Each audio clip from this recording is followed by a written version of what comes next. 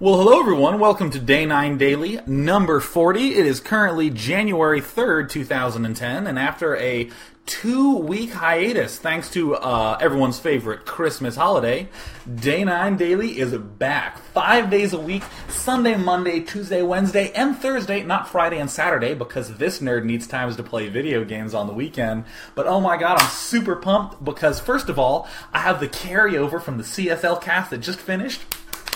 There's my thug snap to celebrate. So we have 800 viewers. That's the most I've ever had for a start. Oh my god, and I was only delayed by 5 minutes. That was a really awesome series that we got to see between the University of Waterloo and University of Xeris, aka UCSD.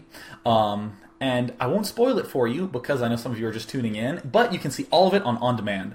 Today, though, I need to continue to plug for Ultimate Spider-Man, which is an incredibly good comic book series. I love comic books. I'm a huge comic book junkie now. I've been doing a little bit of reading of the Green Lantern and Blackest Night. Oh, what a great comic. If anyone wants to be cool like me and Thug Snap, you should do it while reading a comic book. So that's enough about that. What's important now is that I get back to the Day 9 Daily, right? I've been doing a whole lot of just sort of hanging out, relaxing and everything. The Team Liquid Star League now is coming up. I'm going to be casting for that. But today we're focusing on Flash vs. Calm Game 3. There was this beautiful semifinal best of 5 between two of my absolute favorite players. Flash, because he's so good, right? And I just love seeing good people. If anyone asks me who my favorite player is, it's just whatever player is winning and doing a really, really good job. I just like people who win, right? I just love when players figure out incredible new ways to win at this game that I love. That's what that's why I'm so into Flash, but also Calm, because he is one of my favorite Zerg players to emulate. He's really good at I guess just having a ton of builds up his sleeve. Like, half the time he opens Lurkers, and half the time he opens Mutalisks. He does a very good balance of both. It makes him very unpredictable to play against.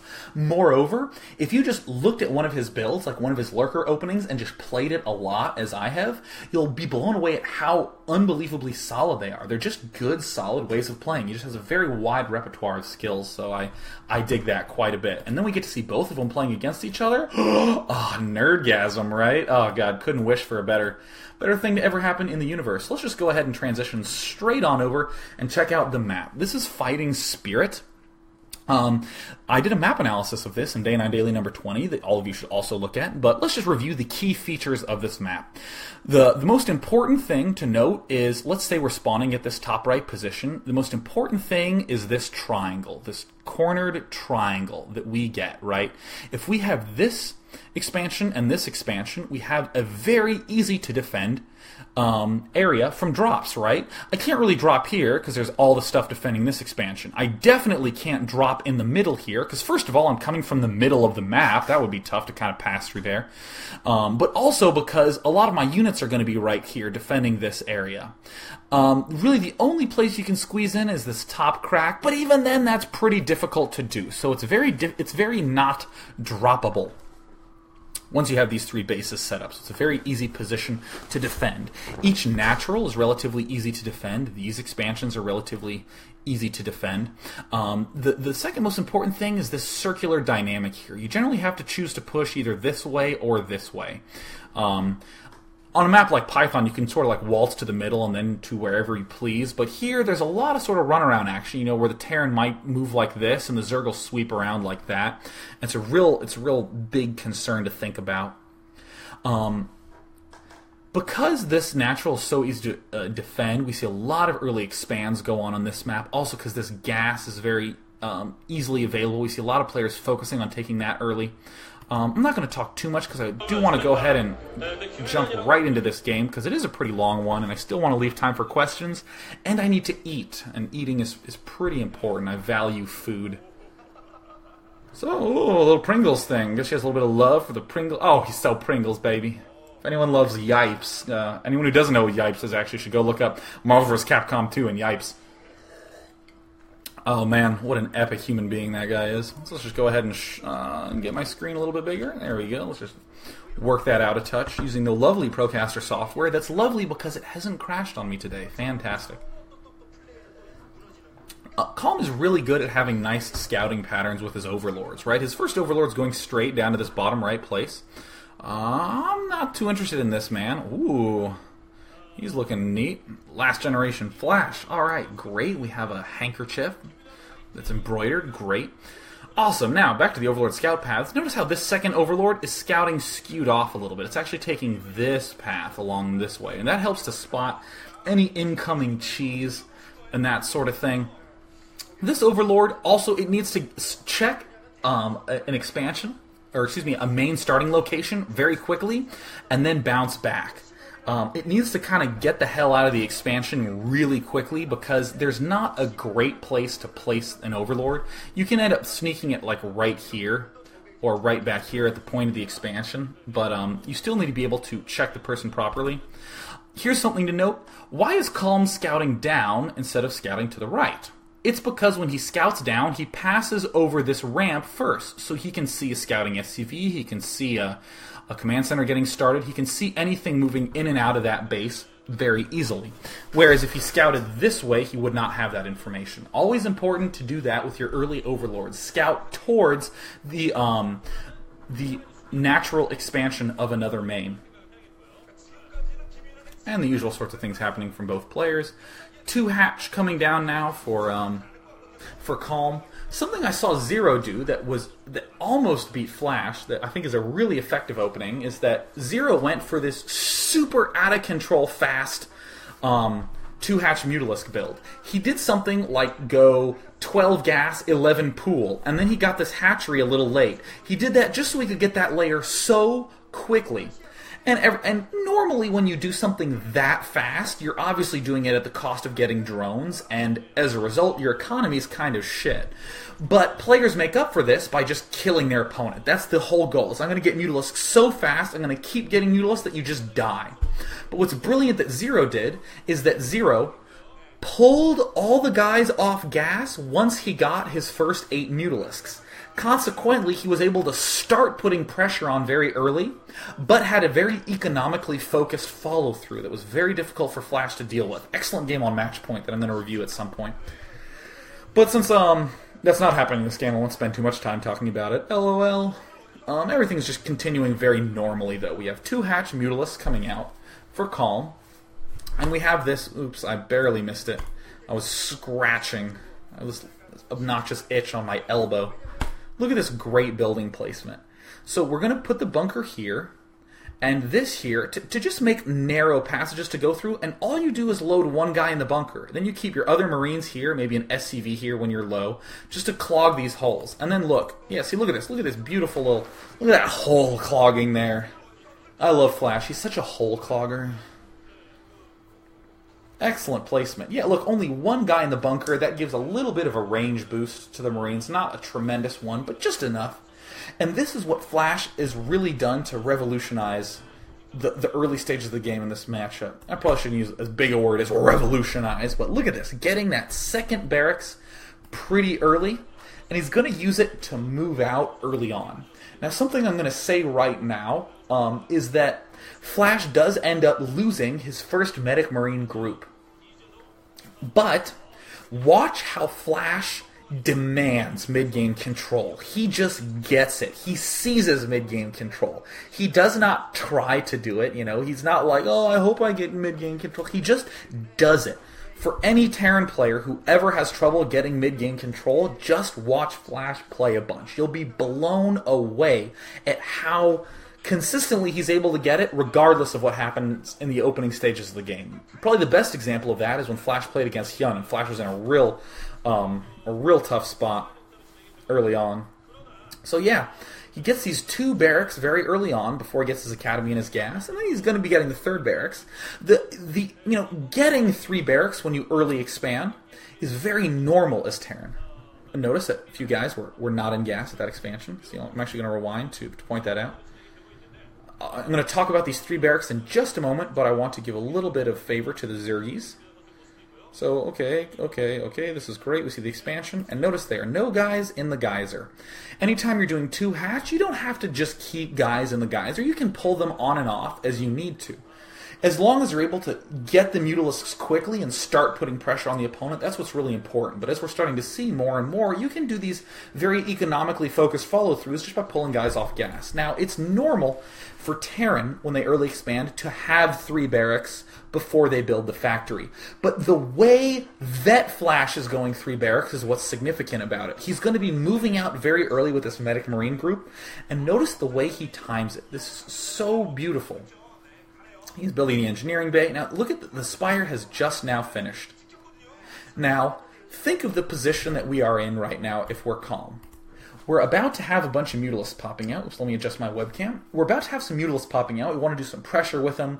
We ideally want to be able to harass the natural mineral line that's particularly vulnerable.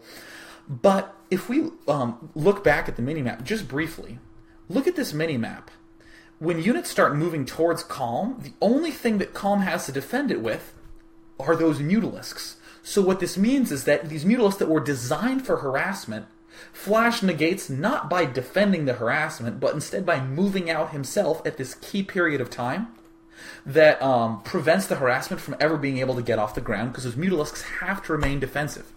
Very, very smart. And Flash doesn't just always move out with this group of Marines. He generally does it when he sees that his opponent is in fact going 2-hatch Mutalisk. And there's Flash going, aha, 2-hatch Mutalisk. And there's Calm, who I love imitating. Love Calm's play. Now this sort of thing is obviously very good. You want to be doing this sort of thing if you can. Just keeping the Marine count low is adequate. So notice the Mutalisks have just popped out. The Mutalisks are just now moving out to the middle of the map. But look at this. Now this was kind of bad when I saw this game. This is kind of like a little bit of a whoopsie daisies. That shouldn't happen. But pretend for a moment that Calm didn't lose that Mutalisk. These Marines are still going to give Calm a whole bunch of trouble. Now Flash does not have range for the Marines yet. The Academy did come out a little bit later than normal. And when you 2-hatch Mutalisk, you really do get the Mutalisks before your opponent gets range. So you want to try to pick off a few Marines here. But notice how Flash hasn't built any turrets yet. Only just now are they starting. Only now are they starting. Normally, you would have had to have 4 turrets at this natural. You've had to have 4 turrets in your main, but no turrets anywhere yet because of that group of Marines right there that we saw. No turrets there. Look at that. No turrets. There's only 1 at the expansion. This is giving Flash the opportunity to build more units, to build more upgrades, to get ready for the next stages of the game. We don't get a chance to see his base right now, but there's actually a factory being built in there. Oh, that's actually not a factory. There's actually not a factory being built in there. I could have sworn I saw a factory, but you know me. I just hallucinate every now and again. And then we see the usual sorts of transitioning happening from Calm. Now, notice that this group, this Medic Marine group, can't really murder Flash. Let me try that again, because Flash is the Medic Marine group. This Medic Marine group can't exactly murder Calm. It hasn't gone in there and done a bunch of drone kills by any means. But it has definitely kept Calm back. This expansion was more than, adequately defended, but in this entire time, Calm didn't have the opportunity to make drones, to transfer drones. Yeah, there's the factory. Sorry, I knew it was coming up on the minimap eventually, because I actually have seen this game. Now this is a very ordinary transition. You just get 3 bases with 3 different geysers, and then you go straight for the hive. You basically want to focus on getting the defilers in a very good position very quickly. Because you do get the nice treat of getting a 3rd gas more quickly if you're going 2-hatch. If you go 3-hatch openings, you end up getting your 3rd gas a little bit slower. But, you have a nice quick 3rd gas in this circumstance. But you don't have the luxury of getting a lot of units. So, the way you deal with Terran's mid-game push, the inevitable mid-game push that Terran does every single Zerg vs. Terran, the way you deal with that is by just having defilers out already. So that's why we're getting hives so quickly. Also, we have this abundance of gas and potentially not so many units. We'll just have a lot of lurkers and Mutalisks. So Guardian transitions are really effective. I love going Guardians into Defiler Lurker. Incredibly fun, strong transitions. I especially like it if I'm 3-hatching, because then I can do very aggressive pushes with Lurker-Ling Defiler plus Guardians. The Guardians really help shove that push forward tremendously more quickly. Now, Calm doing the usual sort of thing, just sort of working around the backside with those Mutalisks, but I just want to briefly describe what we've seen. Flash moved out with the Medic Marine group early. Calm couldn't do that much harassment with his Mutalisks. But remember that Calm went 2-hatch Mutalisk. That is designed to get really fast harassment. But now, Flash negated that. Now, Flash has had all this time to build up all these defenses, have really nicely placed turrets, get a nice Medic Marine army. And try to remember right now, Calm has done no big harassment with his Mutalisks yet. And Flash is just getting to waltz right back out again. Look at this. Flash has lost no extra Marines in his base. He's lost no extra SCVs in his base. He hasn't lost any turrets in his base. Look at Flash. Flash is just walking right out into the middle of the map, and he's moving out right when the lurkers are arriving. This is actually very subtle what we're seeing right now, but Flash can comfortably waltz into the middle of the map because lurkers have only just now finished. He moved out with his first Medic Marine group right before the Mutalisks came out, and he's moving out with his second Medic Marine group right when the lurkers just come out. Very important timing to note. If any of you are saying, well, gee, how do I know how to do that? Well, notice that, okay, let's just rewind for a little bit. So right here, Flash is at 70 food. You can set up timings for yourself where you say, if everything is going well, at 70 food, I'm moving right on out. And you can set up little, timings like that for yourself. So Flash, oopsie daisies, I zoomed way far forward. So this is where we were. Flash is advancing forward with this Medic Marine group, and he's just pulling back as normal as can be. So we do now have the hive finished. Notice that Calm is not... a lot of times players don't accept the situation they're in, You've gone 2-hatch Mutalisk, you have 3 hatches on 3 geysers. A lot of times players are like, well, I want a bunch of units now. So they kind of awkwardly try to build a bunch of hatcheries. But what Calm is doing is instead just doing everything gas-oriented now. Notice that he got an evolution chamber in his main before he added on additional hatcheries. Excellent, excellent way to play. Yeah, see, there's an evolution chamber right there. Oh, there's a Greater Spire for the Guardians. Oh, Guardians are so fancy. Really fantastic play. Absolutely love the way Calm plays. And look at this. Flash going straight into a big-ass endgame army. Or I should say mid-game army. This used to be an endgame army way back when Zerber's Terrans lasted 15 minutes. But nowadays, this is just a mid-game army. He's just going straight up for 2 starports worth of vessels and just getting 6 barracks immediately. Part of the reason that Flash is able to do this is because he's had absolutely no pressure put on him ever at any point in time at all. 0 pressure. Because he moved out with that early Medic Marine group, he basically sacrificed that Medic Marine group so he could get in the position that he is in now. And now he's sort of advancing forward. Now he can't really wander around the map at will because there are lurkers wandering about right now. Unfortunately, Flash is really good at scanning, so he always knows where the lurkers are hiding, and he just scans there. Flash is going to be so good at being so mobile in this game. It's incredible how good Flash is at just maintaining mobility and maximizing the amount of Marines he gets just off 6 barracks. And look at this. This is where you're just like, oh crap, is Zerg. Look at how aggressively he's moving forward. We saw the lurker bug kill off some extra Marines there. Now see, look at how this is different from the usual timings that most Terrans employ. Most Terrans try to do some stuff with Medic Marine, but generally pull back, deal with the harassment, and then right when they get their vessel, that's when they move out. Flash has already moved out twice, and here's his first push coming out. He's pushing out before his vessel even gets there. It's little things like that. He's taking a few extra steps outside of his base instead of waiting for his vessel to pop out and then moving out. He's demanding center control. He's not just patiently awaiting it. And here comes the Guardians. Now, this is good. Guardians at the back of the expansion obviously can't be bad. This is always going to be an effective technique. But I just want to make sure that everyone does not underestimate the usefulness of having Guardians as a pushing unit to help move your lurker-laying Defiler forward. Because, I mean, you kind of have to be real static, and you don't end up doing that much damage, and the Terran player just sort of runs away. But if you have Guardians in that mix, you can do all sorts of awesome stuff. I want to see Wraiths coming out. Or as people... Have you ever known that friend who just cannot pronounce a single unit correctly? He says, like, Zealots and Wraths. Oh, man. So, there's some Wraths coming out. Or Mariners. I have a friend who calls them Mariners. Oh, man, Brandon. Big shout out to you. Building Mariners for Brandon. So this is, usual sort of really good control by Calm. This is what's nice about the Guardians, is it takes some heat off your front. Terran generally has to pull back. And see, notice, I just want to say briefly, those defilers at the front just came out in time. And that was because Calm got that hive so quickly. Super quick hive. That's kind of how you do it. 3 hatches, 3 bases, fast hive. And also pretty fast evolution chamber. So we're going to see that +1 armor upgrade already up and ready to roll. This is another thing Calm's very good at doing, is taking that 4th gas very effectively.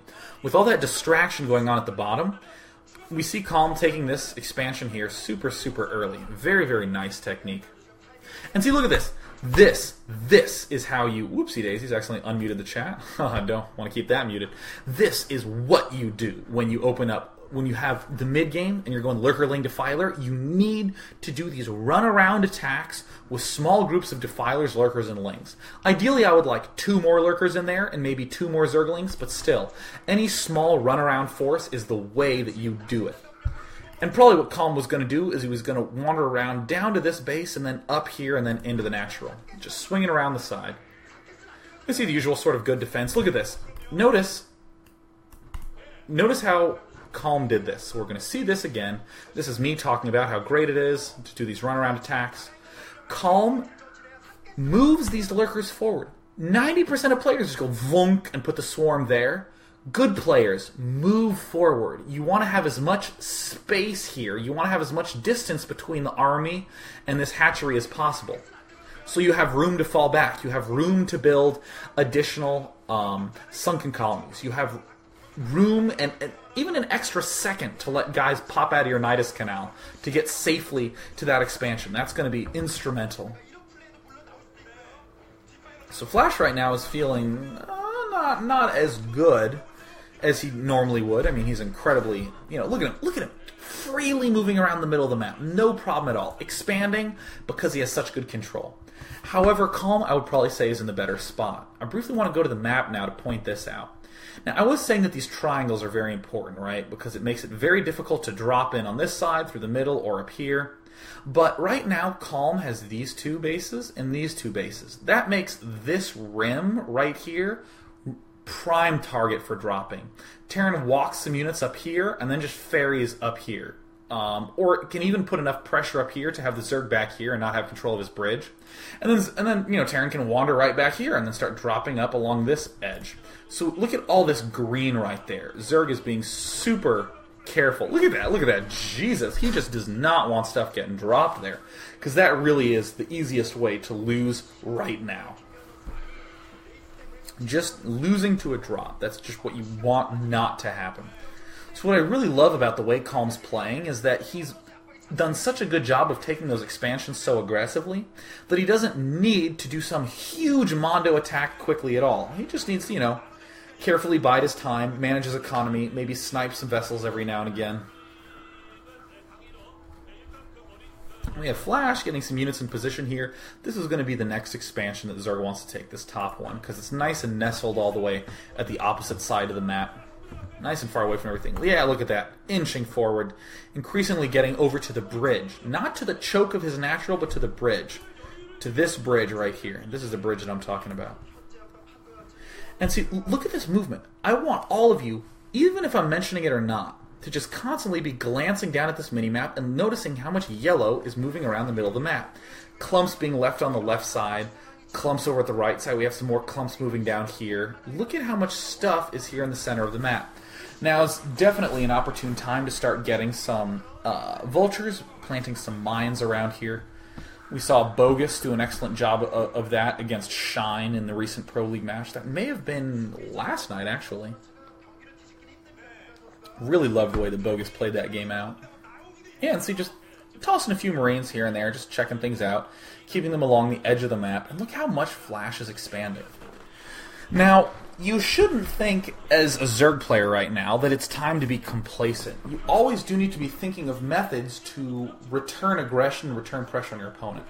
Yeah, notice this. Flash, just 6 barracks and 2 science facilities. Look how much stuff he has. Not keeping all his science vessels together. Splitting up his science vessels. He has a few science vessels there, And you got to be careful, that you don't lose it to the spore colonies and that sort of thing. But he has he only has 3 science vessels there, and the other science vessels are back home getting repaired, or sometimes you'll see them elsewhere as the game progresses. But yeah, we really do need to think about how we're going to put pressure back on our opponent as Zerg. So one of the most important things is to take these Zergling groups and to run down to these expansions. I think there was a little bit too much disorganization there with that Ling troop. But that's obviously very important. And another thing we're going to see Calm employ this game is drops. He's going to just work his way down the sides of this of the map to drop his opponent. Now, this might sound weird because, at this stage of the game, both players have so many expansions, but a lot of what Zerg is trying to do right now is starve the Terran. Zerg is trying to keep... Yes, look at that. Zergling little run-by forces the command center to lift. Ideally, it would force the command center to stop building. But again, just glance at the mini-map. Look how much yellow is just constantly spread out all over the map. But anyways, you really are trying to starve your Terran opponent once you start getting to these really late stages of the game. You want to keep the Terran as low on expansions as possible and slowly whittle his army away until he's, basically broke. Not the best plague ever, but, this is really good. And, by the way... I'm going to stop and say this right now. There we go. Plague is a good spell.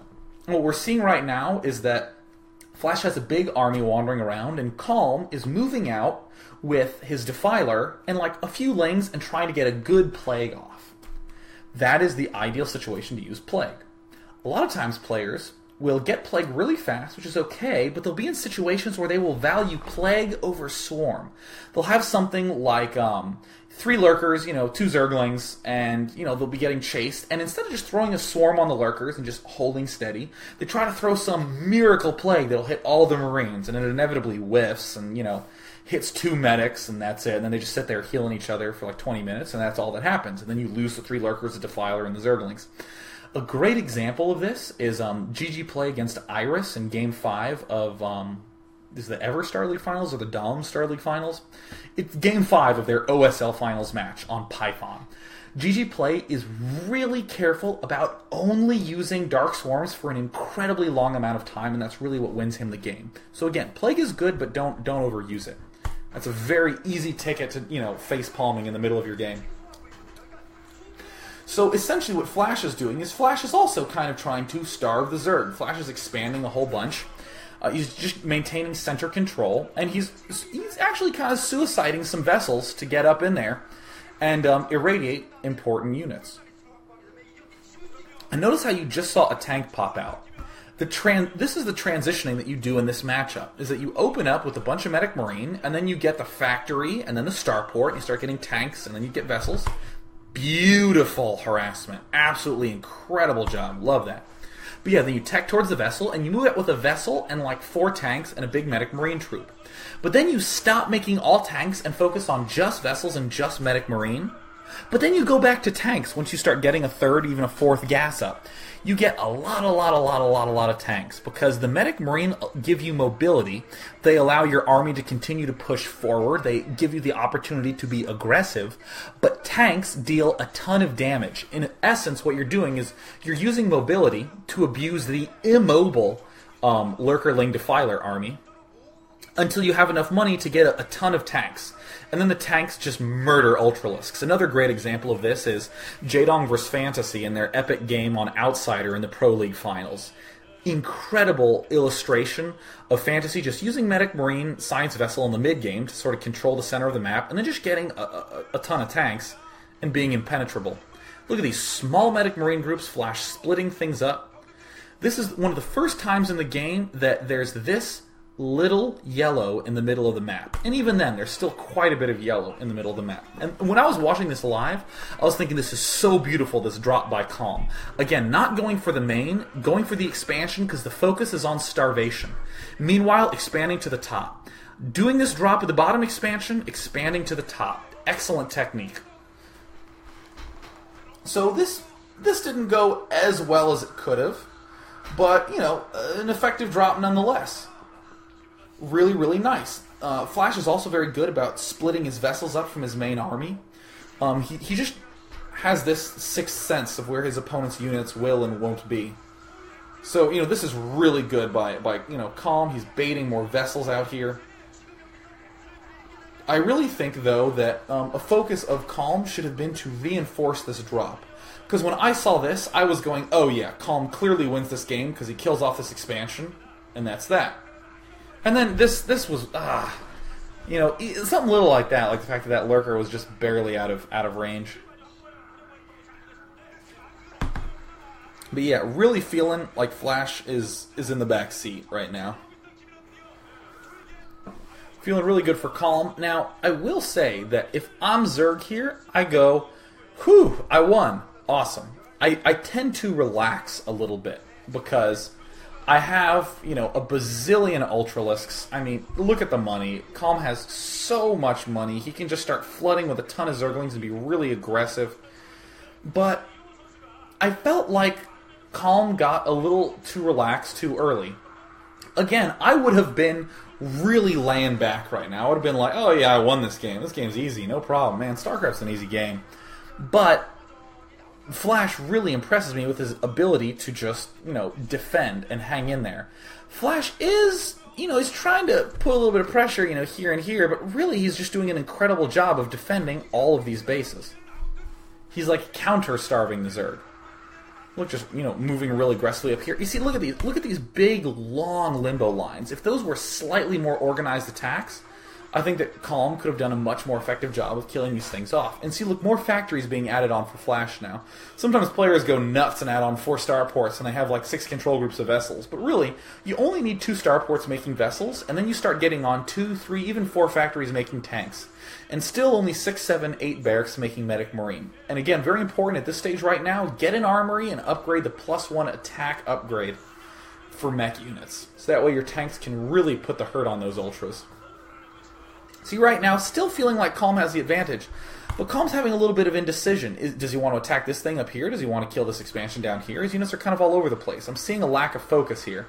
He's trying to do a little bit too much, which normally is okay, Like, normally you're thinking, yeah, I've already won this game. I mean, look, if we look down here, Zerg's almost outfooding Terran.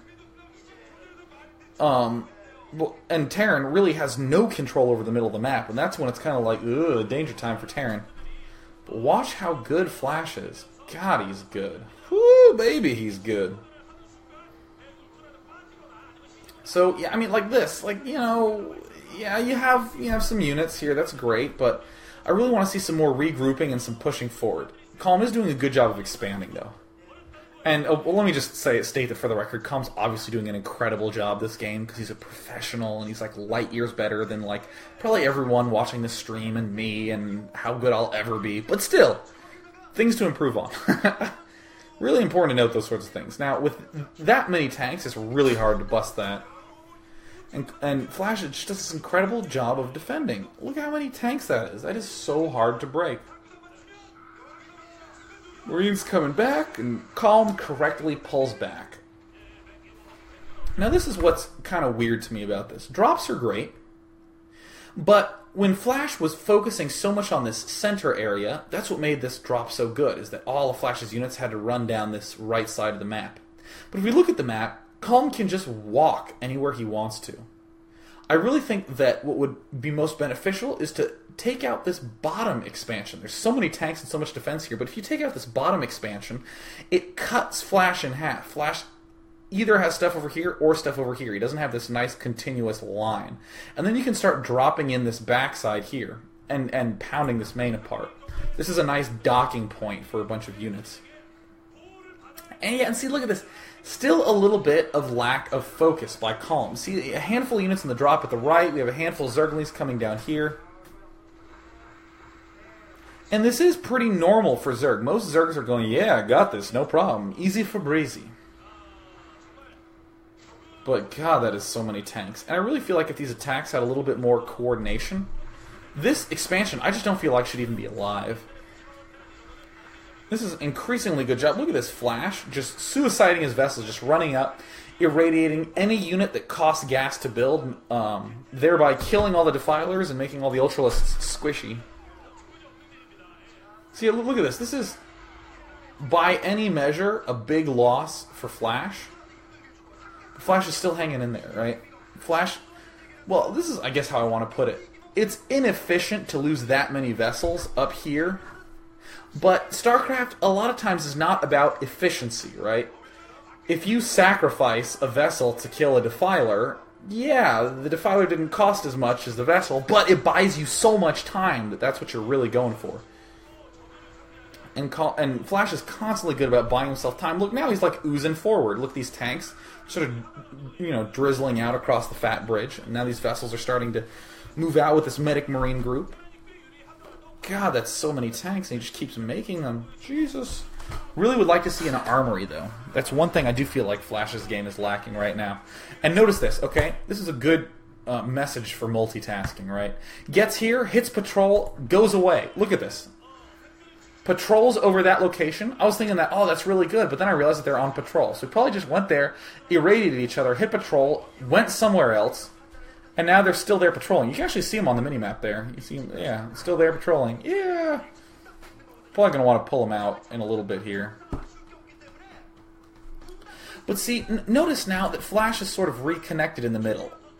So I just want to say, right now, it's at 30 minutes and 37 seconds is what this YouTube video is at. I'm going to rewind back to about here. So about here is 26 minutes and 30 seconds. This is 4 minutes earlier. Look, here's this big army by Flash. It gets killed at the 27-minute and 30-second mark, right? So right here, this is 2 minutes, or excuse me, this is actually 3 minutes ago. Right now, Column has total control over the middle. And I'm going to slowly drag forward and demonstrate how little Column actually does with the middle that he has control of. And this bothered me a lot when I was watching this game. You see we have this drop coming over here, but I'm just kind of like, but we have all this stuff in the center. We can be abusing this expansion at the bottom. You can run your whole army here, swarm twice, put 2 lurkers up here, and then send the rest of your army to the left to even take out the main. You can do some serious damage. But look, we see tricklings of units sort of bleeding across the map, but that's about it. We saw a little attack here that didn't do much, and we still see no movement really in the middle, and then all of a sudden, when we hit 30 minutes and 38 seconds where we were before, Flash now has pretty damn good control over his, over this exit right here, over like this area of the map. He has pretty damn good control, and Calm had total control over that earlier on, and just didn't do anything with it. And so Flash continuing to be very proactive with those vessels, just wandering right up there. And he's, you know, in prime shape too, because he has so many tanks. And at this point, I was just kind of like, ugh, when I was watching this game. Because what I felt like I saw happen was I felt like I saw Calm have a huge build-up to a big advantage, and he had a 3-minute window where he had total center control, and I really felt like he should have done something with it. But instead, he didn't really do anything with it. And now, Flash, I was pretty certain, couldn't lose. Because you have like 35, 40 tanks. Ultralisk can't really do anything against that. I mean, the best hope as Zerg to break that is to suddenly get like 24 Guardians. But even then, that's so much gas. And, you know, you're always hurting for gas in this matchup as Zerg. This is a pretty tough expansion to defend. Really, your only hope to defend it is to get like a bazillion sunken colonies and lurkers and defilers there immediately. And then once the spore colonies are up, you're starting to feel okay because you can deal with the vessels. But look at this. Flash is almost maxed. Calm is almost maxed. Watch this attack go so badly. Now, tanks do maximum damage against Ultralisks. So, I talked a little bit about this before. If you think about a Zergling can take at most 35 damage from a tank. And the tank does 70 damage. So, in essence, I mean, even though the tank doesn't do full damage against a Zergling, in essence, the tank can't do maximum damage to a Zergling. It can only do half damage to a Zergling. With an Ultralisk, Ultralisks have so much life, and they take full damage from tanks, and they're generally close to each other, so they even take splash damage. Tanks rape Ultralisks, just decimate it. So when you see this many Ultralisks heading towards a bunch of tanks, it's just kind of like, ugh. I mean, they're just going to explode with ease. And the vessels, you know, get a chance to sort of run around. The Scourge are a little bit late. And, you know, a little bit of disorganization there by Calm. It's kind of like, ugh. And this is an almost impossible situation to be in as Zerg. What the Terran needs to do is just prevent you from taking another expansion, and then he wins. Terran doesn't need to attack. He has so many tanks that nothing can break him on the ground. He has so many vessels, he can irradiate anything that's coming in the air. Yeah, oh yeah, great, you know, I lost 6 vessels, whatever, 6 more coming right up, you know, look, yeah. 2 go back home, he has those 4 patrolling out. And there's just enough medic marine to sort of glue everything together to have this nice coherent army. And look, we have 3k for Flash, doesn't even need to spend it. It might not even be a bad idea to go ahead and just get a nuke right now, because, you know, you can afford it. It can only help in this circumstance. But, you know, you don't even necessarily need to do that. A little bit of a mistake by Flash, you know, having 2 floating buildings right there. You can obviously spread those out. But at this point, Calm's lost. Calm had that window at the 27-minute mark and got a little bit, you know, relaxed. And I think only now is Calm realizing, holy shit, I'm not actually winning this game, and there's a strong chance that I can lose. And this is where I start to see Calm have very good unit control. Really group his armies together very, very well. Look at this very, very nice connected glob. Look, notice how it's a glob of units as opposed to a limbo line of units. Calm having a little bit of indecision about what he actually wants to attack. But watch these tanks just murder these Ultralisks. Just absolutely decimate them. I mean, this is just so much damage that they're doing. And see, this now is what you really want to be doing as Zerg. In this period, where you're kind of maxed and you're just waltzing around, you can add on 3 or 4 extra hatcheries. And then what happens is you do this attack, and you make like 8 million extra Zerglings, right? Whoops, I accidentally plagued his own Ultras. But you make 8 million extra Zerglings, and you'll note that Calm didn't quite bust in that front. But, you know, if you have another 50 Zerglings and 3 Ultralisks coming in at the rear, you can end up breaking that and doing, you know, a nice final killer blow. That's a very, very important technique to do with Zerg in any matchup, really. That when you're maxed and you're in kind of a stalemate, you add on a bunch of hatches, let the larva stockpile, do one big attack that will inevitably almost work, and then you have, you know, another 30 larva worth of unit that's just finished, that sort of finishes the job up. That creates the second wave. If you watch a lot of Flash first-person VODs, you'll realize how incredible he is at just scanning all over the place. He's very good at scanning key locations and just checking for, you know, any gas units there. Oh yeah, boo-hoo, you plagued me. Well, whatever, I have 5,000 additional, you know, vessels, no big deal. And when I was watching the video, I actually stopped watching it right now, and I just sort of fast-forwarded it through. Because really, there's so little that you can do as Calm. Flash really is just going to keep denying this expansion at the left, and when this bottom right area mines out and he no longer needs to defend it, then he'll squeeze up and take that left expansion. There's no reason Flash needs to take that left expansion right now. He can just sort of happily sit on his hands for a little bit.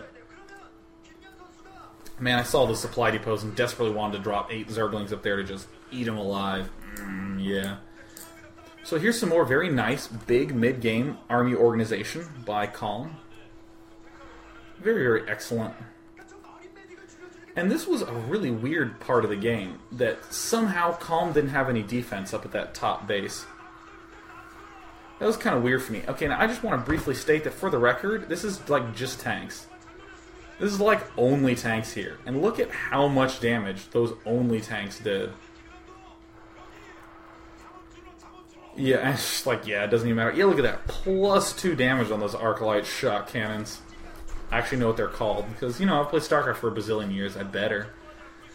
And, I mean, this right now, this was a very clear desperation move from Calm. It would have been a little bit more effective if there had been defenses up there. I mean, you still need to keep track of Terran's movement up into the late stages of the game. But very, very clearly, Flash has won this game, and she needs to play, you know, very calmly. Flash needs to play calmly against Calm to just seal the deal. And I could tell in Game 4 how noticeably shaken Calm was, having lost this game. I mean, really, Colin played incredibly in the opening stage of this game. Up until like the 25-minute mark, he's playing so well. Well, I guess in this, it would be the 20-minute mark by that thing. He was playing an incredible game up to the 20-minute mark, and then just kind of let it slide away. And that's like real disheartening, you know. You have this big ultimate plan, and you get in the position that you've won in 1,000,000 times, and somehow you end up losing, not because you screwed up violently, but because your opponent just outplayed you for the remaining stages of the game. So clearly now, if you're calling me to look back at this game and say, now where did I screw up? What advantage did I not take advantage of? And that was that big period where Calm had control over the middle. This expansion was very vulnerable. The main was totally vulnerable. But Calm instead just sent little trickles of units here and there and tried to do a very weak drop that ended up collapsing fairly easily. It bums me out. It saddens me. It puts frowns on my day. So I'm actually going to go ahead and fast forward it a little bit here. Because there's not too much noteworthy. You just see a bunch of units wandering around and a bunch of vessels still irradiating everything, just still costing more and more and more gas for his opponent. Doesn't matter if you lose the vessels, because Terran doesn't desperately need gas in the way that Zerg desperately needs gas. Zerg has a nice big army, and he's going to try to move up here, but man, let's just watch that last attack. So yeah, look, with all these Ultralisks are just so squishy, and there's really not that... I don't even think there are any Medic Marine there. But it just does not matter. There's only going to be like 12 Medic Marine there, max. And look at it. Just murders that ground army. Oh. Good game. So yeah, I just thought that was an excellent illustration of a few things. First of all, how to get in a good position as Zerg, and what not to do to kind of like, you know, lose the game. And, you know, ways to exploit it. But, you know, overall very solid opening. But also I think it's really important to note how Flash was able to just really easily take the center of the map. He's able to just absolutely decimate the middle. And there was virtually nothing that, you know, could be done about it. So let's go ahead and take some questions really fast. I'm going to go ahead and mute it briefly because there's two good questions I'm going to take right now. Crush says... What can a Zerg do against that many tanks with that many Medic Marines? Because I was in the same position in one of my games. I didn't find any way to destroy them. Because the Marines would kill any air unit, and the tanks seemed to kill any ground unit. So, a lot of times this is a very unsatisfying answer, but the key is just to not let it happen, you know. You need to wear the Terran opponent down. So, for instance, we didn't see a lot of drops along the left side of the map into the Terran's main. You want to kind of spread Terran out all over the place and slowly take out small bits of units until you just have such a big army that you can overwhelm it. It's going to take a few waves and a lot of whittling down. There is no combination that you just, oh yeah, I'm just going to whip up these units and bam, kill them off. The fact is that if Terran can get to that stage of the game, Terran just has the strongest units of the three races, so when they get the maxed army of the composition they desire, it's difficult to break that with one attack. But you can break it in multiple attacks, because Terran's very immobile, so you need to attack the immobility of it. You need to be doing a lot of drops, you need to be moving the Terran around until they have to pull back and suddenly don't have any control over the center. And that's when you really need to open up. And that's what I was criticizing Calm for in that game, the fact that he wasn't, you know, piercing in key locations well enough. He was just sort of, you know, a few Zerglings here, oh, some Ultras here, instead of just being like, here's 20 control groups and bam, killing one expansion at a time. So Colossus says that you've said in the past that you need a lot of stuff to take out late game Terran and blah. You said in the past that you need a lot of stuff to take out Terran in the late game in Zerg vs. Terran. However, my large army control is lacking. What are some ways to control large armies without using all your hotkeys? There's a few ways to do it. The easiest way is, you know, let's say you obviously have some hotkeys devoted to units. So, for instance, I always have 1, 2, 3, 4 devoted to units, like always. They're never buildings. So I'll have my important units as 1, 2, 3, 4, like some Ultralisks that I want to manage, some Scourge to take out some vessels. A Defiler will be in there as control group 4. I'll have some maybe other Lurkers and Ultras in 2 and 3. But then the Zerglings, I divide them into clumps of 12. I preemptively group them into little 12 packs. So that way I can just box this 12, go. Box the next 12, go. Box the next 12, go. And I also spread them out. I'll actually show you on the mini-map here. So let's just go over to this screen. So let's say, for instance, let's say the Terran army is moving up like this and is going to come this way. I'll have, I'll have some units here to hit it from down here, but then I'll have Zerglings here, here, here, and I'll keep having them go back away. So it'll be kind of like this diagonal line. Remember, I'm trying to clamp the Terran here, but they'll be going away. Because what I'll do is I'll box the farthest one away, and I'll say attack. And then I'll box the next farthest one away, and I'll be like attack. And the next farthest one. So what happens is, it starts out like this, but because of the order I tell them to attack in, it scoops like this, and then it's actually a wall of Zerglings advancing like that. And that's a very simple, effective way to manage those big armies. Oops, I lost my chat window. There it is. Where is it? There it is. Thank you. So that I think is super duper good to do. That's a very easy way to do it. One thing is actually to just become comfortable erasing your building hotkeys once you have really huge armies. Because really, at the very late stages of the game, you're just working on positioning your army, avoiding harassment, and getting really good times to attack and expand. You're not doing stuff like worrying about building stuff at exact times and remembering upgrades. Normally all your upgrades are done, all your tech's done, all the construction of buildings is done. So all you really need to do is macro. So just have some good screen hotkeys and be looking at the mini-map and macroing via that. So that's probably the best thing. So Jab2 says, do you recommend trying the Flash build on Icy Cup? Well, I recommend trying any build on Icy Cup. But one thing to note, though, about this build is that it was very effective because, let me rephrase that. This early move out that Flash did was particularly effective because his opponent went 2-hatch Mutalisk. You want to abuse 2-hatch players who don't have enough larvae to get a big army to overrun that middle game move out group. So let's go ahead and unmute it to take a few more questions. I'm just going to take questions for just 5 more minutes because my voice is tired because I've been casting for 3 hours now. So let's just go ahead and mute it once again and just take these last few questions and thank everyone sincerely for showing up at 800 viewers today, almost 900. Thank you so much, everyone. Big hearts. And 1,200 during the cast. That was awesome. So, Base Nectar, which is a really good band. I love Base Nectar. Calm seemed to have a pretty serious mineral gas discrepancy in the mid-game.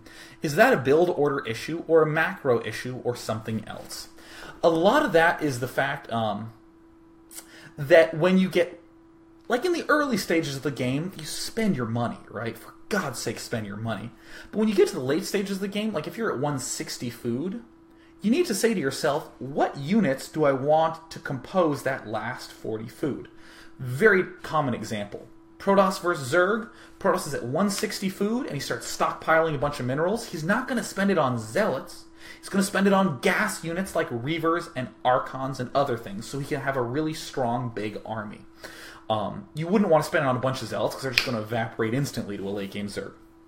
So here we see Calm focusing more on just getting Ultralisks, Lurkers, Defilers, and then some Zerglings, because really Zerglings are the only thing he's going to be spending minerals on.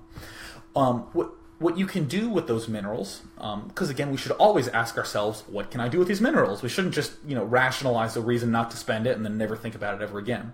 A good thing to do is to use it as a springboard for those big aggressive pushes. So you have your big Ultralist, Defiler, Scourge, Lurker, Infinity army. And you make some extra hatches with that money, preferably all next to each other so you can box the larva really easily. Then you do a big attack, and it probably will almost work, and then you replenish really quickly and then overrun that weakened defense point really fast. That's a really effective thing to do. So I think that especially the later stages of the game, Calm just basically had enough gas to build all the gas units that he wanted and thought, I'm not going to get the mineral units because I am making up to a maxed army. That said, I think that Calm didn't exploit that nearly enough, so I think those minerals were actually a little bit too high. They could have been used a little bit more advantageously to push in to break some holes a little bit. So Kinky says, there are times when I try to negate Muta-Harass by moving out to Zerg's third or natural if there aren't many Sunkens, but the Zerg sometimes just ignores it and goes straight to my main and ends up doing a lot of damage to my undefended main. Should I be moving back in this situation to defend, or should I attempt to break the Zerg? That is a very difficult question. That's a very, it's extremely situational. These are the sorts of things I would examine. I would examine this game and look at the timing of when Flash moved out. So let's actually do that. I'll do like a little bit of it and just sort of show you what I'm talking about. So I'm looking at this game time right here. So if you were watching your own replay, I'd be watching the replay time. So I would say to myself, hey, I think that's a 5 minute. That is, 5 minutes at 5 minutes and 30 seconds. 5 minutes and 30 seconds, this Medic Marine group's coming out. If you are playing, if you're playing in your games and this Medic Marine attack is coming out at 6 minutes, you know you're doing something wrong. And then I would say, okay, my opponent's mutalisks are also coming out at 5 minutes and 45 seconds. Fantastic. I now know this timing is set up properly. So then you can start doing a little bit more analysis. So you can say, well, if my opponent does this, his mutalisks actually come out at like 6 minutes and 30 seconds. So I have an even bigger window. Or when he does this, his mutalisks come out at 5 minutes even. So I actually shouldn't move out at all. It's too dangerous to move out. Because also notice, look at the mini-map. This is where the mutalisks are, and this is where the Marines are. That's pretty damn close. So that's one thing that I would work on. I would try to think about where those Marines are in relation to the mutalisks and all that timings and stuff. The second thing is, think about the positioning of the map. If you look at the game we just saw, Calm and Flash are on opposite sides of the map. So, in that regard, if I'm moving towards you to attack, you kind of have to pull your mutalisk back. Imagine we're playing on Python, though, and imagine that I'm at the 3 o'clock expansion as Terran, and you're at the 12 o'clock expansion as Zerg. If I try to move out to attack you, you not only can hit my main, but waltz over to your expansion quickly enough to defend that Medic Marine group. So those are the sorts of things to think about, I believe. But definitely looking at your replays a lot, writing down the timings of everything, and trying to think about these sorts of situations just a little bit more analytically. It just takes an extra 2 seconds. It's super duper easy. So, Jelmus says, what can a Zerg do to deal damage to a Terran's economy when he comes out with that first group of Medic Marine?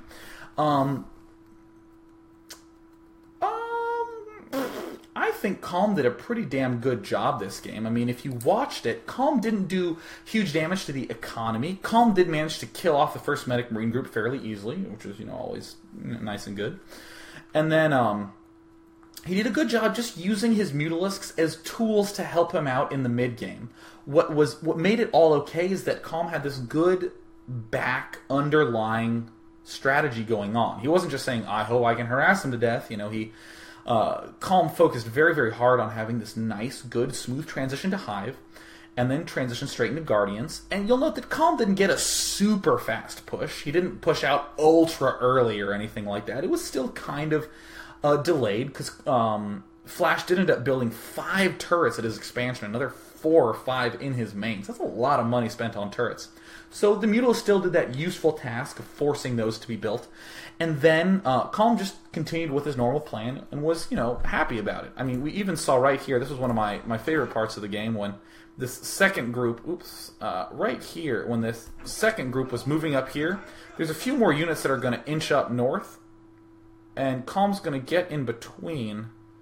Maybe it happened a little bit earlier here. Where was it? Yeah, so here's these units coming out.